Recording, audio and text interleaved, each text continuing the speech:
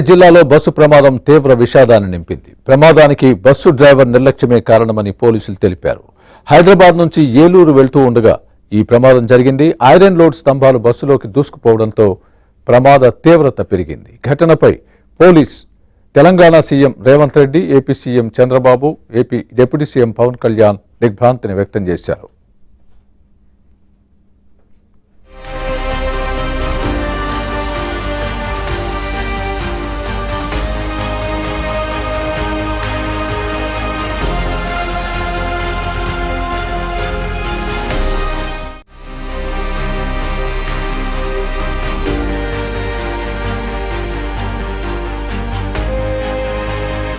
ఈ అంశానికి సంబంధించి పూర్తి అప్డేట్ మా ప్రతినిధి రవి చెప్తారు. రవి, సూర్యాపేట జిల్లా కోదాడ మండలం దూరకుంట సమీపంలో ఘోర రోడ్డు ప్రమాదం జరిగింది.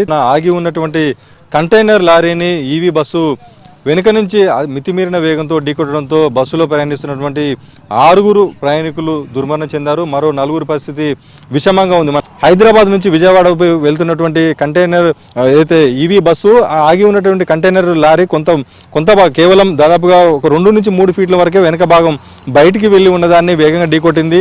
ఢీకొట్టిన క్రమంలో అక్కడ మొత్తం కూడా ఏదైతే కంటైనర్ లారీలో ఉన్నటువంటి ఐరన్ పోల్స్ పడిపోయి వాటిని ఢీకొట్టి బస్సు అక్కడి నుంచి దాదాపుగా 60 మీటర్ల ముందుకు వెళ్ళిపోయింది. 60 మీటర్ల ముందుకు వెళ్ళిపోయే లోపు ఆ ప్రయాణికుల సీట్లలో ఉన్నటువంటి వారి తలలకు బలంగా ఐరన్ పోల్స్ వేగంగా దూసుకుపోవడంతో సీట్లలో ఉన్న వాళ్ళు సీట్లలో కూర్చున్నట్టే కూడా సీట్లలోనే ప్రాణాలను విడిచారు. హైదరాబాద్ నుంచి విజయవాడ వైపు వెళ్ళేటువంటి ఈవీ బస్సు గమనించకుండా వెనుక నుంచి డాష్ ఇవ్వడంతో బస్సులో ఉన్నటువంటి ప్రయాణికుల ప్రాణాలు బలికొన్నారని చెప్పొచ్చు. మనం వీరితో ఇక్కడ ప్రత్యక్ష సాక్షులు కూడా ఉన్నారు, వారితో ఒకసారి మాట్లాడే ప్రయత్నం చేద్దాం.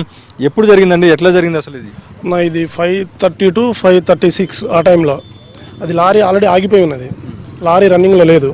లారీ ఆగిపోయి ఉన్నది, ఈయన బస్సు ఓవర్ స్పీడ్ వల్లనే దాన్ని ఢీకొట్టడం జరిగింది యాక్సిడెంట్లుగా.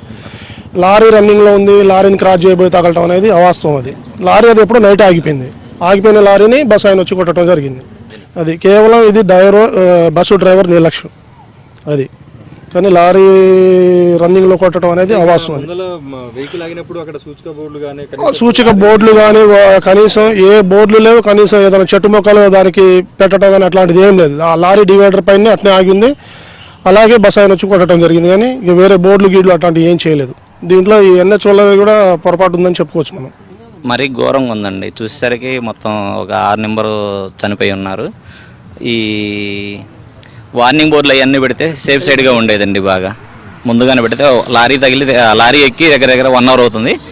ఈ బ్యాక్ సైడ్ వార్నింగ్ బోర్డులు ఒక 25 మీటర్స్ దూరంలో పెడితే ఈ ప్రమాదం జరగకుండా ఉండేదండి, మంచిగా ఉండేదండి. ఆ నిర్లక్ష్యం వల్ల ఈ ప్రమాదం జరిగిందండి. ఉదయం మేము వచ్చేసరికి కూడా నేను విజయవాడ ఫంక్షన్ కానీ వెళ్తున్నాను. మేము వచ్చే టయానికి కూడా వెహికల్ అవన్నీ కంటైనర్ అన్నీ కమ్మీలు అవన్నీ కంటైనర్తో తీస్తూ ఉండారు సార్. బస్సు కనీసం అక్కడి వరకు పోయింది సార్, ఆ ఇంటి వరకు పోయింది. ఇన్ని మీటర్లు అయినంత ఐడియా లేదు కానీ అంతవరకు అయితే పోయింది సార్. మేము వచ్చేసరికి వెహికల్స్ అనేది క్లీన్ చేస్తూ ఉండారు.